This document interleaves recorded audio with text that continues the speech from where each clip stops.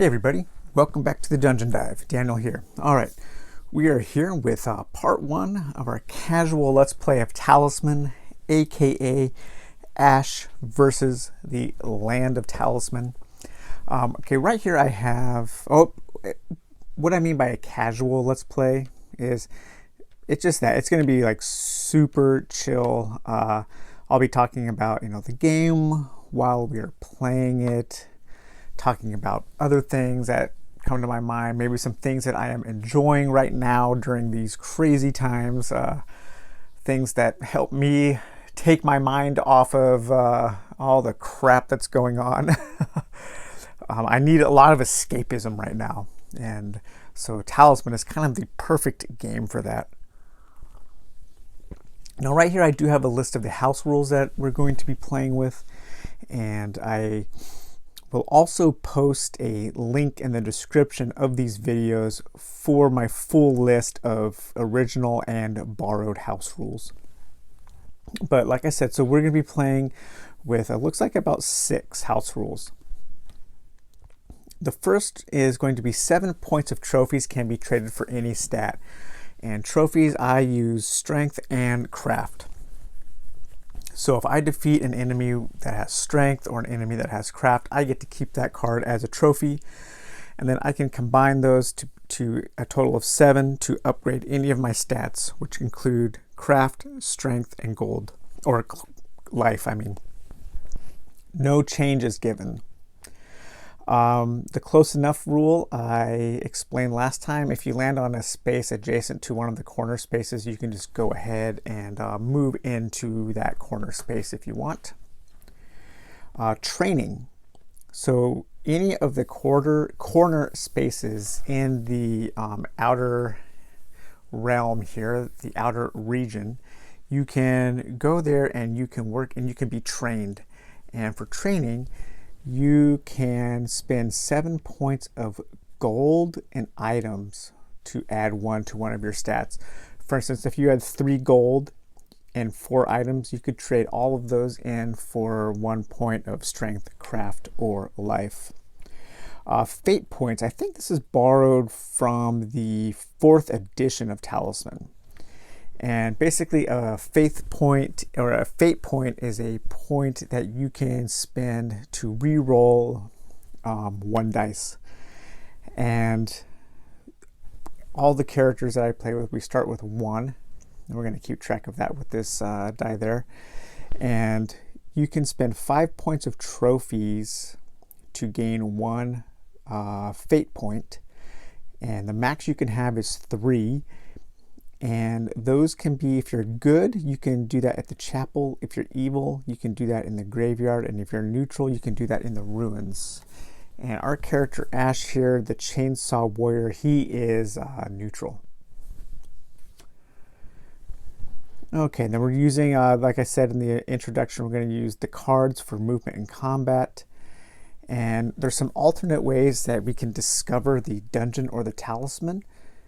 The dungeon, once we've encountered the spaces, the graveyard, the ruins, or the castle, we can choose to roll a single die, and if we roll a 6, we have to move into the dungeon. The same goes for Timescape, but that will be at Warlock Cave, Chapel, and the Forest. And then the original rules as written will also be used to discover those 2 regions. Additionally, all movement in the Timescape board will be handled rules as written, because Timescape needs to be kind of more random the way you're moving around. So Timescape, the Ash, our character, he does start in Timescape. And if you take a look here at Timescape, so Timescape was designed by Frank Bork and developed by Jervis Johnson. That name should be familiar to people. And then card art. All the card art was done by Gary Chalk. And the original Talisman was... the designer was Robert Harris and developed by Ian Livingston and Gary Chalk. So Ian Livingstone and Gary Chalk, as I've mentioned many times before, played a very crucial part in my the development of the things that I enjoy. All right, so let's get cracking here. So our character actually starts in the vortex of the Timescape. And for his first movement, we have to roll the dice, and we have to find out where he comes out and to the main board. And that is dictated by this chart here. So we're gonna roll this up. 2. So this is his first movement. So 2, he comes out in the Warlock's Cave. Interesting. All right. So the portal from the Timescape, that's works out very well, comes into the Warlock's Cave. So now the Warlock's Cave is a space that does not have an adventure card. This is kind of scary though, because I'm already in the middle region. I probably want to get out and do some adventuring in the outer region. It tends to be a little easier. So the Warlock's Cave, I may go on a quest. If you choose, roll one of the dice. Let's see, you must complete your quest. Upon completion, the Warlock immediately teleports you back there. Move directly to there without rolling, giving you a talisman, if available, and as your reward. So the dice can be kill another player, which we won't be doing that. Kill one enemy, deliver one follower, deliver a magic object, deliver 3 gold, or deliver 2 gold. Okay, let's try to get a talisman. Let's see what's going on. Let's see what my quest is. 6. So deliver 2 gold. So I need to go find another gold. Right now I only have 1 gold. So that is my quest, to deliver 2 gold. Okay. Well, okay, so that was my first turn. So my second turn here. Oh, we forgot to deal out the cards here. Let me give those a shuffle. Somebody was asking where I got these Frazetta cards, and I believe I just got them on Amazon. I just searched for fantasy playing cards and thought they fit the theme very well. So we're going to draw our starting hand of 6 cards. 1, 2, 3, 4, 5, 6. And remember, these are used for movement and combat only. And that is going to be 1, 2, 2 5s, and a 6. So I kind of want to get out into the outer region here. So I think I'm going to go, let's see, 1, 2, 3, 4, 5, 6. Yeah, so I'm actually going to play my 6 for a movement. And that'll allow me to get out of here right away, just because the middle region can be a little dangerous. I'll discard my 6 and move 1, 2, 3, 4, 5, 6. So the Sentinel space here, the Sentinel only attacks characters when they're moving into the middle region. And so I am safe on this spot for now. Actually, no, I do have to draw a card. So we will be drawing our first adventure card. Now I have 3 decks here of adventure cards, or my deck is separated into 3. And we're going to draw from the back, just because some of the, as you can see, actually there are 3 different shades of green. They didn't color match the cards very well back in the days here. So I can choose either of these. Let's choose this one here. We're going to draw from the back. And what do we have? Ooh, a follower, a man-at-arms. All right, what does he do? The man-at-arms will join you in your quest. He is a skilled fighter and will add 2 to your strength in combat, so long as he is your follower. Whenever you lose a life, roll 1 die. If you roll a 1, the man-at-arms has been killed instead and is put into the discard pile. I will gladly take the man-at-arms to join me in my quest. So I've added them there to my followers. Okay, now one thing I was thinking about earlier would be, it would be pretty cool to come up with some kind of system where the game does, when you're playing solo like this, where the game does something, you know, at the end of your turn to obstruct you. I wasn't quite sure what that would be. Maybe you could, actually, I just thought of something would be pretty cool. You could go through the adventure deck, right? And pull out environmental cards like weather and things that other players might play on you. You could pull those out and then have some kind of threat track that builds up. And once it triggers, one of those cards that you pull out is used against you. That actually might be really cool. I might try to do that.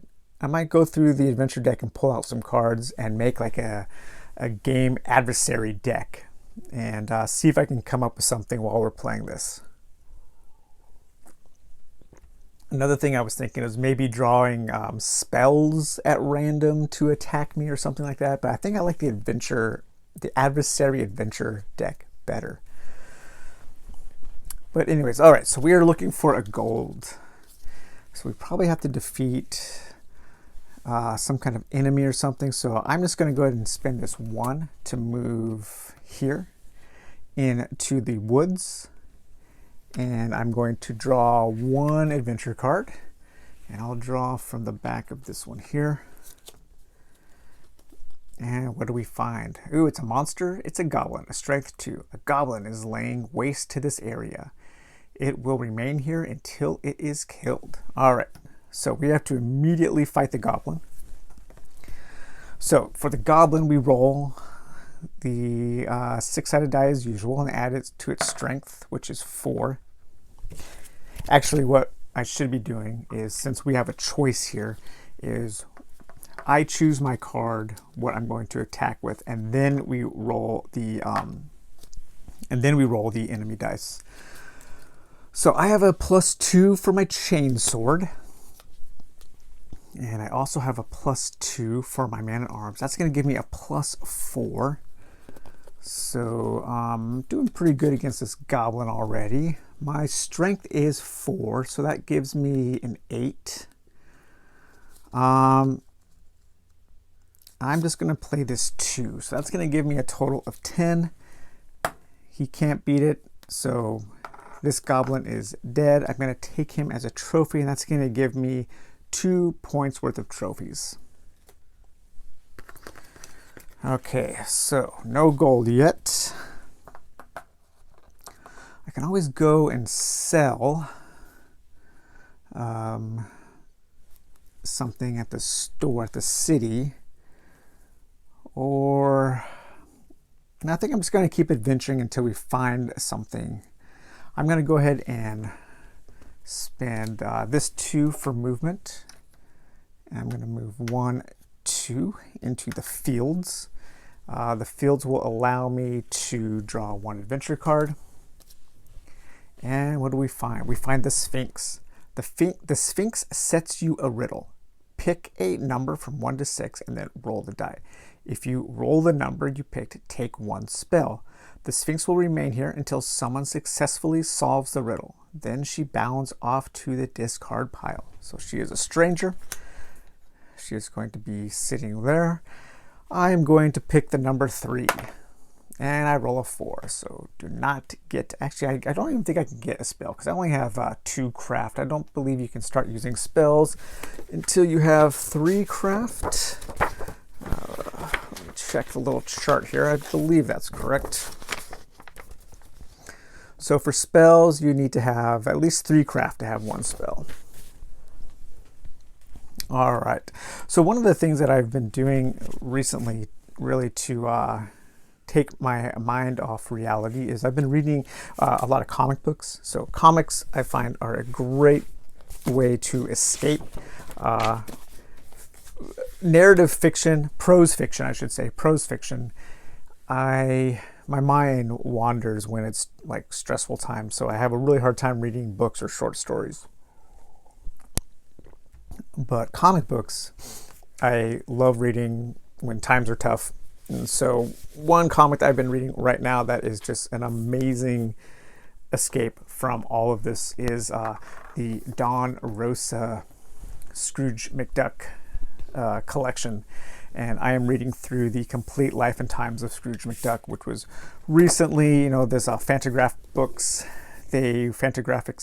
they recently reprinted all of the Don Rosa stuff. And if you guys haven't read the Carl Banks or Don Rosa Duck books, I highly recommend them. They are just pure innocent fun, and the art, Don Rosa's art, is super cool.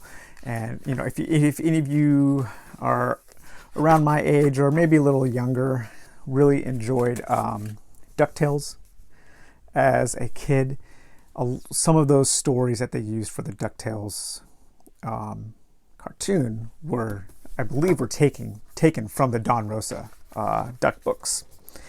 And this is The Complete Life of Times of Scrooge McDuck, and it follows the life of Scrooge as a little duckling all the way through becoming the richest duck in the world. Just fantastic art, really funny, super adventurous, pulpy. He goes from Scotland to America to make his fortune, and he meets up with all the characters that he would combat through his life, like the Beagle Brothers and all these guys. And it's just super fun. They're going on treasure hunting adventures, going around the world, kind of like Indiana Jones, looking for artifacts and just getting into all manner of mischief.